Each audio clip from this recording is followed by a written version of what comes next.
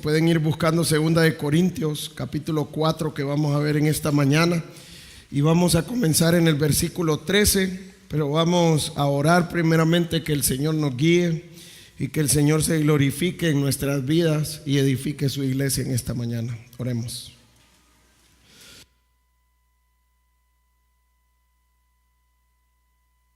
Señor, en esta mañana queremos darte gracias por este tiempo.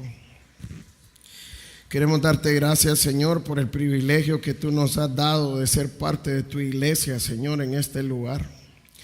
Queremos darte gracias porque nos permites reunirnos en esta mañana a alabar tu nombre, Señor, y a poder crecer juntos como iglesia, Señor.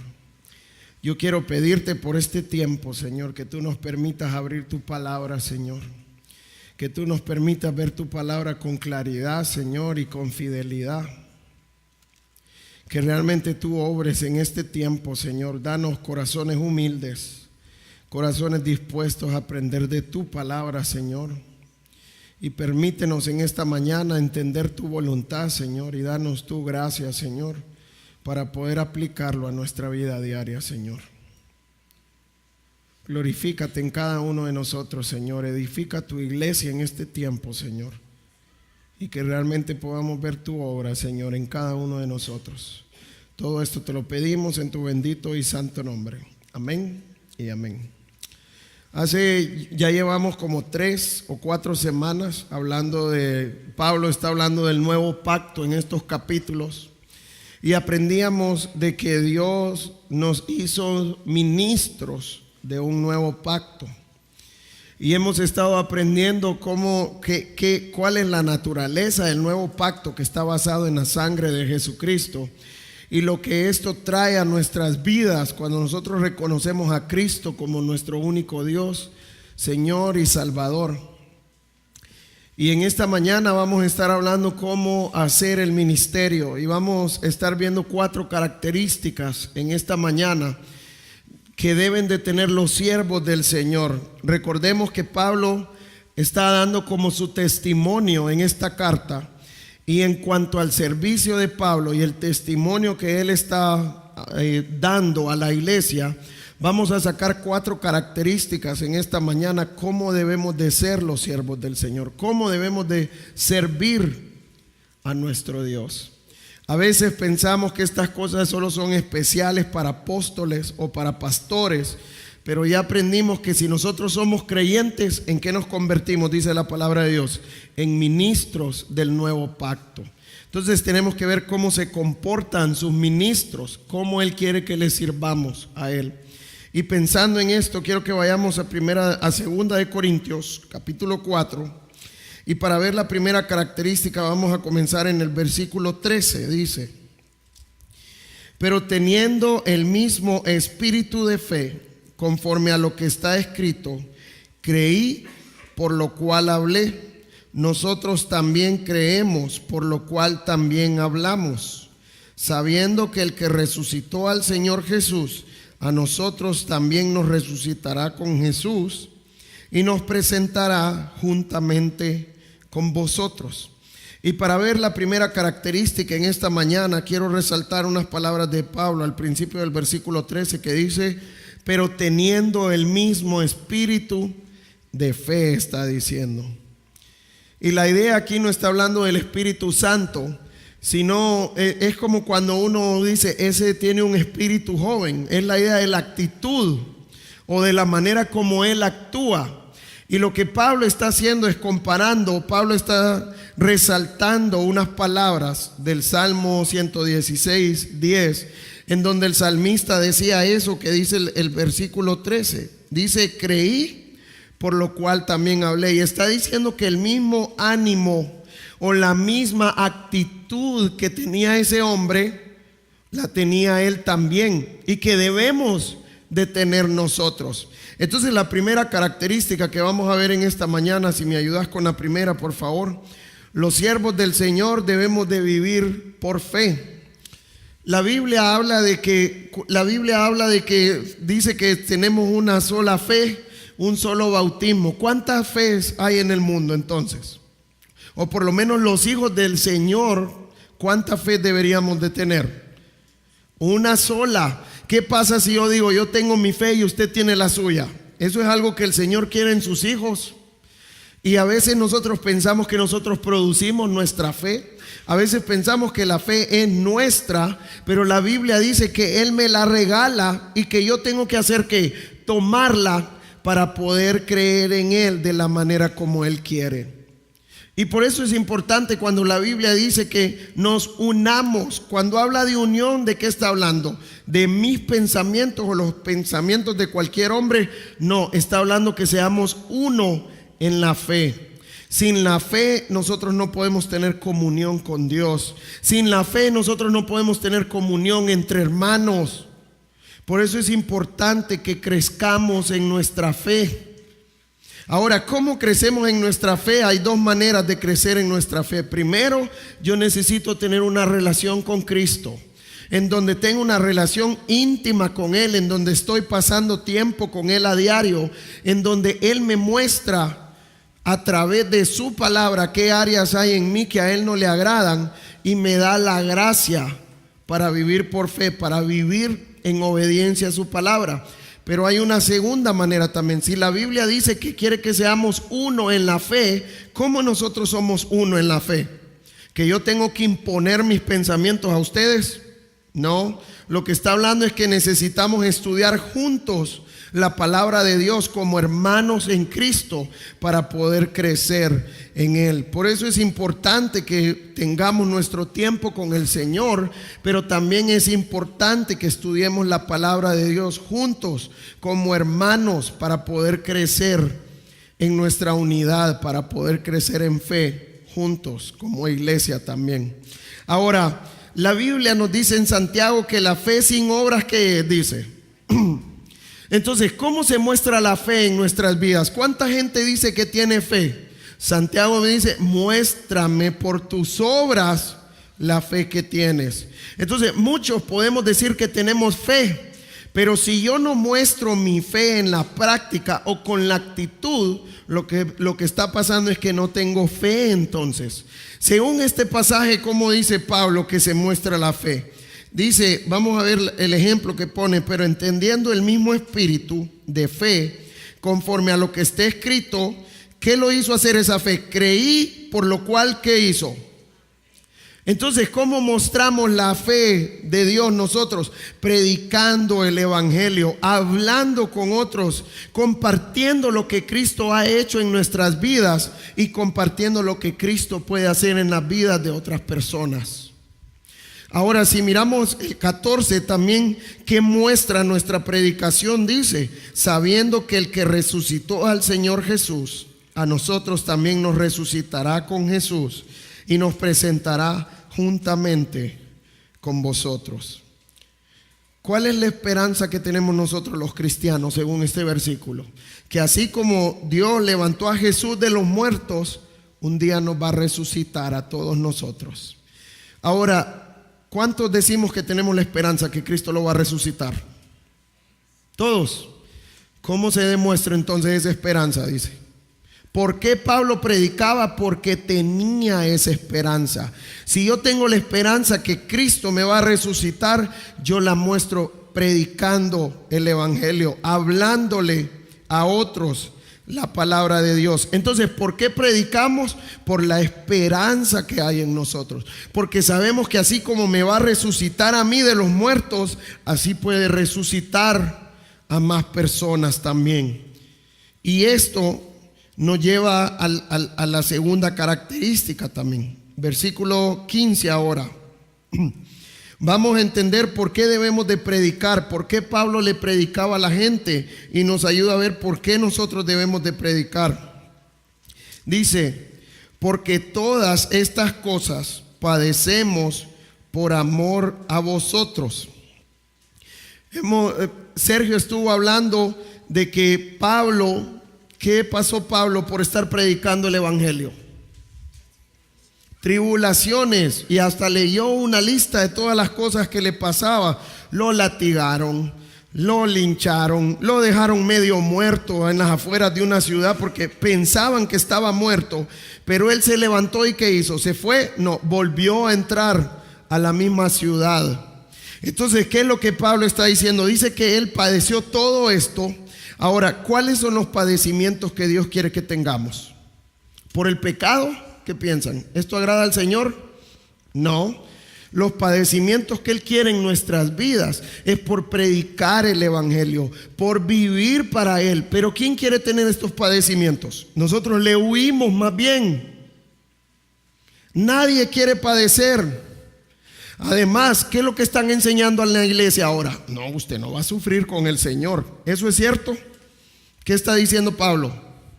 Y tenemos un testimonio escrito de él. ¿Cuánto padeció Pablo por la predicación del Evangelio? ¿Cuánto hemos padecido nosotros entonces? Y hasta decimos, Señor, gracias porque yo no he padecido como Pablo. Pero el Señor quiere que padezcamos por predicar el Evangelio. ¿Debemos de tenerle miedo a los padecimientos por predicar el Evangelio? No, debemos de sentirnos gozosos porque estamos haciendo la voluntad de Dios, más bien. Ahora, ¿por qué decía Pablo que padecía todas estas cosas? Por amor a los corintios, decía. ¿Qué muestra cuando nosotros padecemos por predicar la palabra de Dios? Amor a las personas. Pregunta, si yo no quiero padecer, entonces, ¿qué es lo que estoy diciendo? Que no amo a mis hermanos y que no amo a las personas que no conocen a Cristo. La predicación es movida por el amor de Dios en nuestros corazones.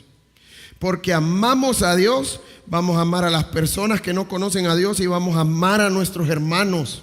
Y este amor nos debe de mover a predicar la palabra de Dios. Si este amor no nos mueve, nosotros necesitamos ver qué está pasando en nuestras vidas. Si mi hermano está en pecado, ¿qué debo de hacer por amor? Venir con la palabra de Dios a corregirlo. Si yo veo que mi hermano está en pecado y yo no me muevo con la palabra de Dios a corregirlo, ¿qué es lo que estoy diciendo entonces? ¿O qué está mostrando mi actitud? Que no amo a mi hermano realmente. Y nosotros decimos, no, es que no me quiero meter en problemas, mejor ahí que se quede. Pero esto es lo que está hablando Pablo. Yo padezco por amor a vosotros. Y el amor es el que nos debe de llevar a corregir a nuestros hermanos, a pesar de que padezcamos por esa corrección. Pero esta es la voluntad de Dios y este es lo que muestra el amor. Si nosotros no nos corregimos como hermanos, ¿qué muestra eso entonces? Que no nos amamos y que no tenemos el amor de Dios. A veces hasta decimos, no, es que estamos bien y no quiero tener problemas con esta persona. Eso es lo que el mundo nos enseña. Pero la palabra de Dios que nos muestra que debo de ir a corregirlo por amor, aunque eso me traiga problemas. Esto es padecer por predicar la palabra de Dios. Esto es padecer por predicar el Evangelio. Entonces, ¿cuál es la segunda característica? Debemos de padecer por la predicación del Evangelio o por la predicación de la palabra de Dios. Ahora, ya miramos que es por amor a las personas que necesitamos hacerlo, pero vamos a ver qué trae esto también. Versículo 15, porque todas estas cosas padecemos por amor a vosotros. Ahora mire cuál es el propósito de padecer. Para que abundando la gracia de Dios por medio de muchos, la acción de gracias sobreabunde para gloria de Dios. Entonces, ¿cuál es la idea de predicar el Evangelio? Primero, para que abunde la gracia de Dios. Ahora, ¿para qué nos muestra Tito que se manifestó la gracia de Dios? Para salvación a todos los hombres. ¿Qué es lo que trae la gracia de Dios a la humanidad? Salvación. Por la gracia de Dios es que nosotros estamos sentados en esta mañana alabando al Señor y creciendo en Él. ¿Por qué? Porque un día se me manifestó la gracia de Dios. ¿Cómo se nos manifiesta la gracia de Dios? Cuando se nos comparte el Evangelio y entiendo mi condición de pecador. ¿Cuál es nuestra condición según la palabra de Dios? La Biblia dice que somos pecadores y lo que merecemos, ¿qué es? El infierno por la eternidad. ¿Dios sería justo enviarnos a todos al infierno? Claro que sí. Ahora, Él por su gracia también mandó a su Hijo Jesucristo y mostró su justicia, su santidad, su rectitud, y murió en la cruz por nuestros pecados. Él recibió la ira de Dios que nosotros merecíamos, y ahora por su gracia es que yo puedo reconocer mi condición de pecador, es que yo puedo reconocer que lo que merezco es el infierno, pero también por su gracia es que puedo reconocer lo que Cristo hizo por mí y entregarle mi vida a Cristo. Y de esta manera es que la gracia de Dios viene y me salva. Ahora, ¿cuál es el resultado de recibir la gracia de Dios? Según este versículo también, 15, para que abundando la gracia de Dios, o sea que la gracia de Dios alcance a los hombres, por medio de muchos, la acción de gracias sobreabunde para gloria de Dios. ¿Qué trae la salvación a nuestras vidas? Debe de traer gratitud, y una gratitud que trae gloria a Dios. Nosotros somos parte de eso. Dios quiere que seamos parte de eso, porque Él quiere que salgamos a predicar el evangelio para que la gracia de Dios alcance a otros, porque ese es el plan de Dios. Dios no va a poner a las piedras a hablar el evangelio. Dios no va a poner a los animales a hablar el evangelio. Dios no va a hacer que un atril hable. Dios quiere que sus hijos prediquen el evangelio. ¿Para qué? Para que la gracia de Dios alcance a otros y que estas personas puedan agradecerle al Señor, y que esto traiga gloria y honra a Dios. ¿Para quién es toda la gloria entonces? No es para mí, es para Dios. Esto es lo que el Señor quiere de cada uno de nosotros, que prediquemos, porque esto es lo que trae gloria a Dios. Pregunta, ¿usted anhela darle gloria a Dios en su vida? ¿Y de qué manera dice el pasaje que debemos de hacerlo? Predicando el evangelio, enseñando la palabra de Dios. De esta manera es que venimos a darle gloria a nuestro Dios. Entonces ya miramos que trae gloria a Dios, porque su gracia alcanza a otros, y esto trae acción de gracias en las vidas de las personas, y es lo que trae gloria a Dios. Vamos a ver el versículo 16 ahora.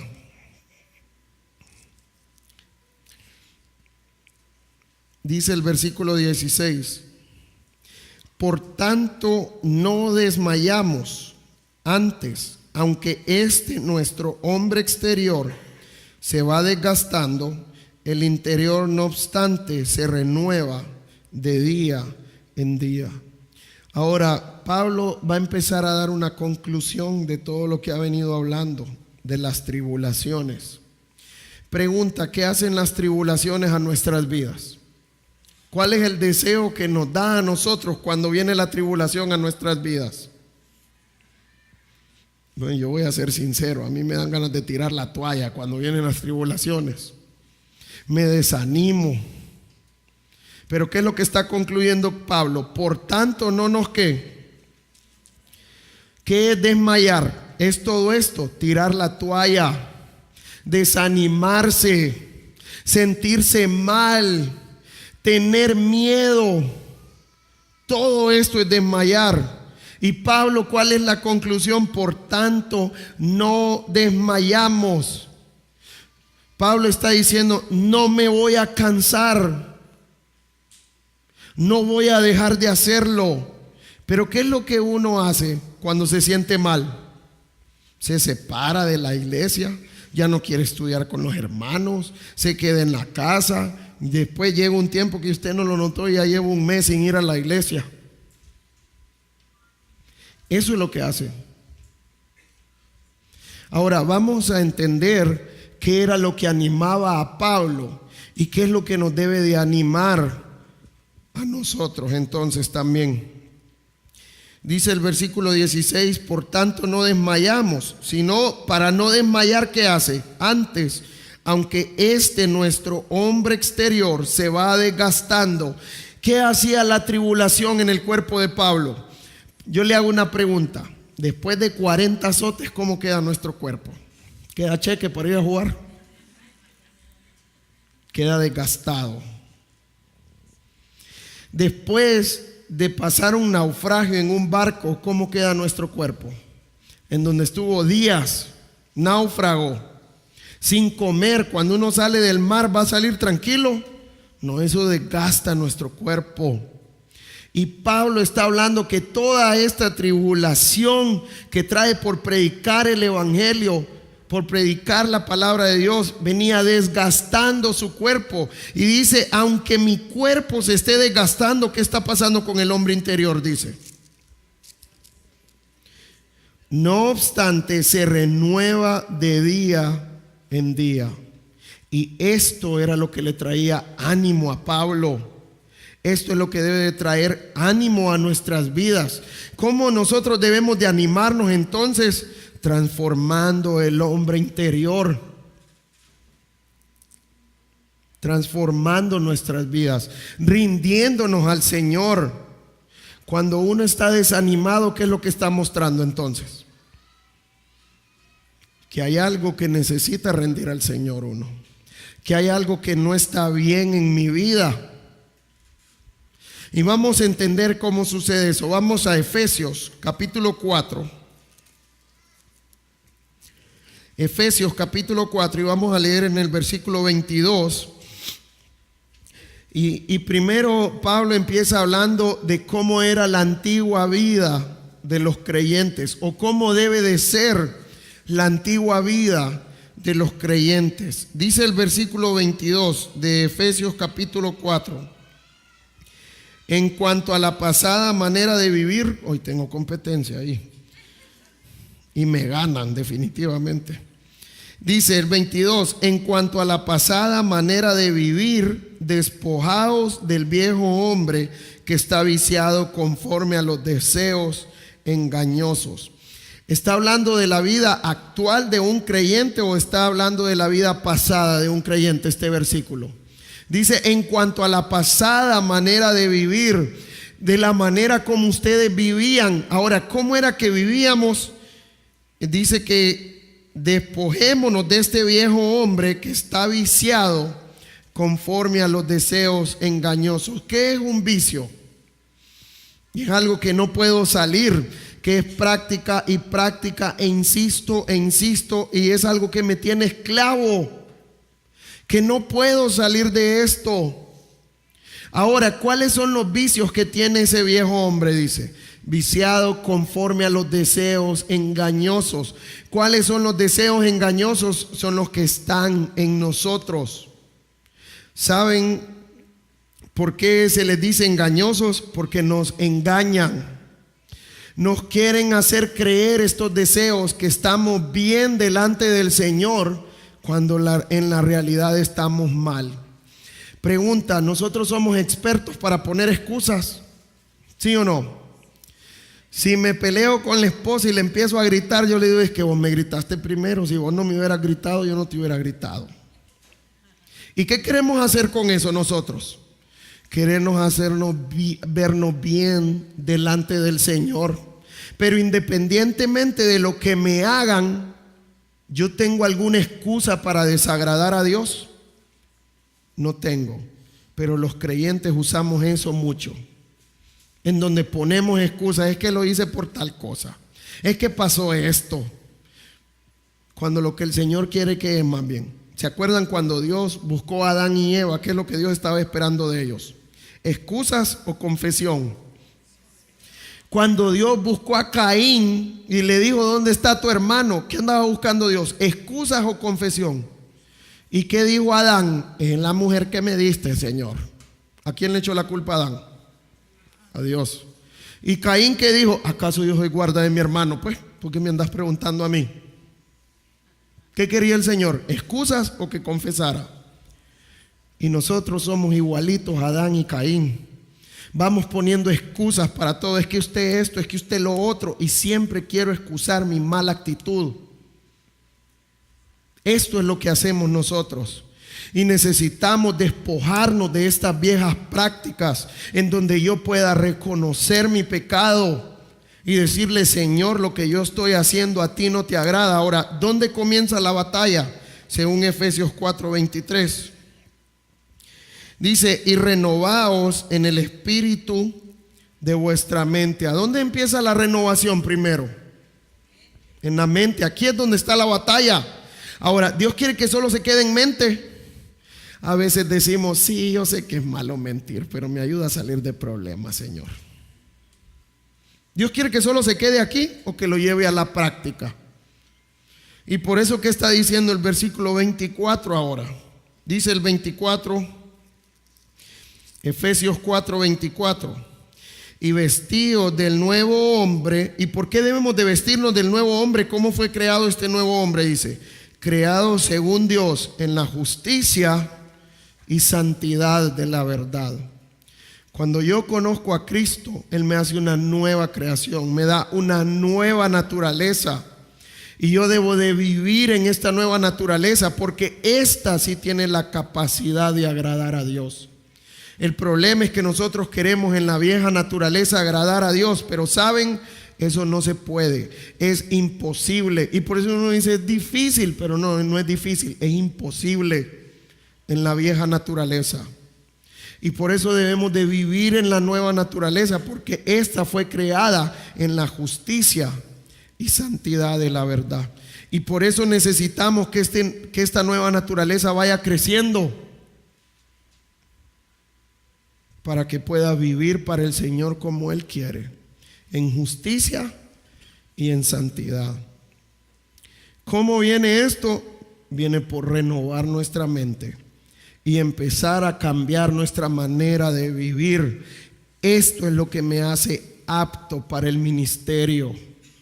Esto es lo que me da la autoridad para servir al Señor como Él quiere. Y esto es lo que me va a sostener día a día. Aunque me ofenda mi hermano, aunque me ofenda mi esposa, aunque me ofendan mis hijos, aunque me mire mal la gente que le estoy compartiendo el evangelio, esto es lo que nos sostiene en el ministerio a nosotros. Si usted quiere tirar la toalla, usted necesita ver qué es lo que está pasando. Todos, yo me incluyo en eso también. Así que debemos de parar la transformación de nuestro hombre interior hasta que venga Cristo. Debemos de seguir trabajando en esto, porque esto es lo que nos da la fortaleza. Vamos al versículo 17 ahora para ver la última característica. Segunda de Corintios 4, 17 y 18. Porque esta leve tribulación momentánea produce en nosotros un cada vez más excelente y eterno peso de gloria, no mirando nosotros las cosas que se ven, sino las cosas que no se ven, pues las cosas que se ven son temporales, pero las que no se ven son eternas. Ahora, mire lo que dice el versículo 18. ¿Qué es lo que debemos de mirar nosotros? ¿Las cosas que se ven o las cosas que no se ven? Pero a nosotros, ¿qué nos encanta ver? Si vemos el dinerito, estamos bien, decimos nosotros. Si vemos la casa ahí bien parada, hoy sí, tengo paz. Si vemos el carro que está bueno, vamos bien hasta ahorita, Señor. Ya se me arruina el carro, ¿qué empieza a hacer uno? Empieza a palidecer ya. Ya tiene problemas la casa y vemos la cuenta del banco abajo, ¿qué empieza a hacer uno? Empieza lo bueno, la desesperación. ¿En dónde está nuestra mira entonces si vivimos de esa manera? ¿En las cosas que se ven o en las cosas que no se ven? ¿Y a dónde quiere el Señor que nos enfoquemos? ¿Me das la última característica, por favor? Debemos enfocarnos en lo eterno, en lo que no se ve. Y vamos a ver por qué Dios está diciendo que nos enfoquemos en las cosas que no se ven. Primero dice en el versículo 17, habla de las tribulaciones. ¿Qué es una tribulación? Es una dificultad, ¿sí? Pregunta, ¿las dificultades son fáciles o difíciles de llevar? ¿Qué piensan?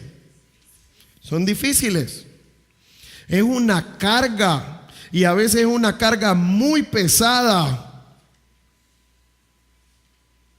Ahora, lo que quiero que miren cómo Pablo describe esta tribulación. Entonces, para poder enfocarnos en lo eterno, necesitamos entender lo que es la tribulación primero, porque nosotros siempre nos enfocamos en la tribulación.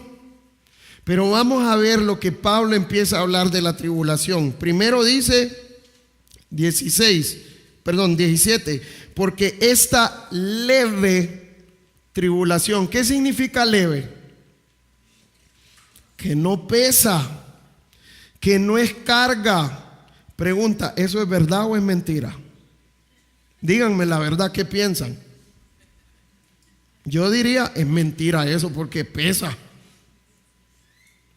Pero entendamos lo que Pablo quiere hacer. Pablo está haciendo una comparación de lo que es la tribulación con la gloria que Dios nos va a dar en la eternidad. ¿Cómo dice Pablo que es la tribulación comparada a la gloria que Dios me va a dar en la eternidad? Leve. Y además de leve dice que es momentánea también. Pero ¿cómo se siente uno? Esto como que nunca va a acabar, Señor. Sácame de esto ya. Pero ¿cómo dice Pablo que es la tribulación? Que es leve, o sea que no pesa nada y que es momentánea. Ese es como que yo compare el peso de una pluma con el peso de un tractor. ¿Cuánto pesa la pluma a la par del tractor? ¿Ah? Les voy a poner otro ejemplo. Si yo agarro una pesa de 5 libras y una de 100 libras, ¿cuál pesa más? Pero cuando yo empiezo a hacer con 5 libras, unas cuantas repeticiones, ¿cuánto más pesan esas 5 libras después? Llega un momento que ya no puedo ni mover el brazo de tantas repeticiones que he hecho. Entonces ya no se sienten como 5 libras, se sienten como 100, ¿sí o no?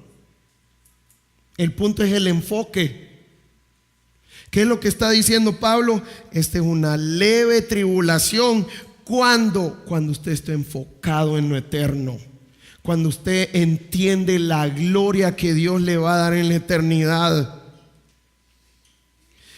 Segundo, esto es momentáneo comparado a la gloria que Dios nos va a dar por la eternidad. E incluso hasta habla del peso también de la gloria. Dice, porque esta leve tribulación momentánea produce en nosotros un cada vez más excelente y eterno ¿qué? Peso de gloria. ¿Usted qué quiere que pese más, la gloria o la tribulación? Pero eso va a depender de dónde tengo mi mira. Enfoquémonos en lo eterno. Enfoquémonos en lo espiritual. Pregunta, cuando yo veo pesada la carga de la tribulación, ¿en dónde tengo la mira entonces? En la carga, en lo temporal. ¿Y saben qué es lo otro importante? ¿Qué es lo que produce el eterno peso de gloria? Dice, porque esta leve tribulación momentánea produce en nosotros un cada vez más excelente y eterno peso de gloria. ¿Qué produce la gloria entonces? La tribulación que yo esté pasando aquí. ¿Es necesaria entonces? Así que yo quiero animarles. No tengamos miedo de padecer por predicar el evangelio. No tengamos miedo por padecer, por predicar la palabra de Dios, porque yo necesito esto para que pueda ver el peso de gloria que Dios me va a dar en eternidad. Debemos de tener miedo para predicar entonces. Y si usted tiene miedo para predicar, sepa que su mira no está en el Señor, está en los problemas, está en las cosas temporales. Empecemos a ver lo eterno. Pregunta, ¿Dios quiere mandar las almas al infierno o las quiere mandar al cielo? ¿Y de quién depende? Y si nosotros queremos enfocarnos en lo eterno, ¿qué tenemos que empezar a hacer entonces nosotros? Compartir el evangelio, ayudar a nuestros hermanos a crecer. Y téngalo por seguro que las tribulaciones van a venir, pero Dios va a trabajar en su vida y le va a dar el ánimo si usted se está santificando cada día. Así que yo quiero animarle, no, cuánto Satanás nos ha engañado que si venimos a Cristo vamos a dejar de sufrir. Y los creyentes hemos caído en ese error. Pero Dios más bien quiere que prediquemos sin miedo y que vamos a sufrir, pero Dios me va a dar la fortaleza para llevar ese sufrimiento si yo estoy enfocado en lo eterno, si yo estoy enfocado en Él. Así que ánimo a seguir buscando su santidad, ánimo a seguir buscando la salvación de otras personas, ánimo a seguir predicando el evangelio con fidelidad como iglesia, y ustedes van a ver cómo Dios va a empezar a actuar alrededor de ustedes. Vamos a orar. Señor, en esta mañana queremos darte gracias por este tiempo, Señor. Queremos darte gracias por tu palabra, Señor. Gracias porque tú nos dejaste tu palabra para poder aprender de ti, Señor, para poder crecer en ti como hijos tuyos y como siervos tuyos que somos, Señor. Yo quiero pedirte que tú nos ayudes a rendirnos a ti, Señor, a poder vivir delante de ti, Señor. Que tú nos sigas transformando de gloria en gloria como hemos estado viendo, Señor. Y que esta transformación nos dé la valentía, Señor. Nos dé el poder para predicar tu palabra, Señor. Y que realmente podamos ser esos siervos tuyos, fieles y obedientes, Señor. Y que tú uses la predicación de tu iglesia, Señor, para seguir salvando otras personas. Que podamos ver en nuestra iglesia personas reconociéndote a ti como su único Dios, Señor y Salvador. Y que podamos ver tu obra en esta iglesia, que tú sigues haciéndola crecer, Señor, y usándola para impactar esta ciudad, Señor. Que podamos ver tu luz reflejada en esta ciudad, Señor, a través de tus hijos. Todo esto te lo pedimos en tu bendito y santo nombre. Amén y amén.